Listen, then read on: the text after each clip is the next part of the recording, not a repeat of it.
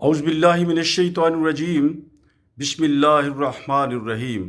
السلام علیکم خواتین و حضرات، میں امید کرتا ہوں کہ اللہ کے خاص فضل و کرم سے آپ سب خیریت سے ہوں گے۔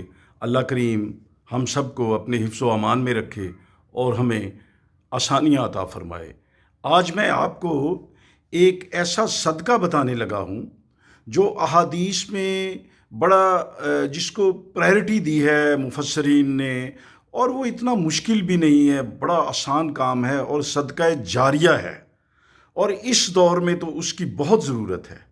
حضرت سعد رضی اللہ تعالی عنہ نے پوچھا، یا رسول اللہ صلی اللہ علیہ وآلہ وسلم، میری والدہ کا انتقال ہو گیا ہے، میں ان کے ایصال ثواب کے لیے کون سا صدقہ کروں جو کہ افضل ہو؟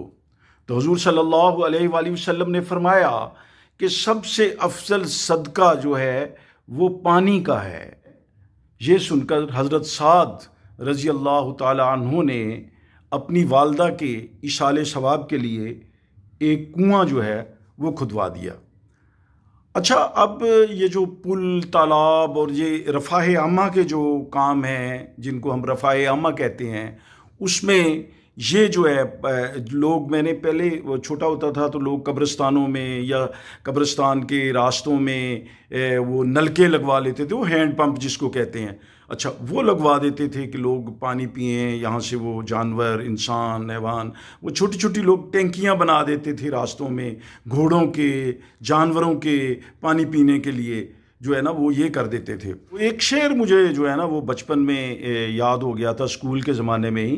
وہ شعر ہے کہ نام منظور ہے تو فیض کے اسباب بنا، نام منظور ہے تو فیض کے اسباب بنا، پل بنا، چاہ بنا، مسجد و تالاب بنا۔ تو پانی کا صدقہ جو ہے یہ بھی سرکار دو عالم صلی اللہ علیہ وآلہ وسلم نے فرمایا کہ افضل صدقہ ہے۔ یہ آج کل تو پینے کے پانی کی، صاف پانی کی ویسے بھی بہت قلت ہے، تو اگر لوگوں کو صاف پانی جو ہے نا وہ میسر آ جائے اور اس کا صدقہ کر دیا جائے تو وہ صدقہ جاریہ ہے۔ اللہ کریم ہم سب کو عمل کی توفیق عطا فرمائے۔ اپنا اور اپنے ارد گرد کا بہت خیال رکھیے۔ اللہ نگہبان۔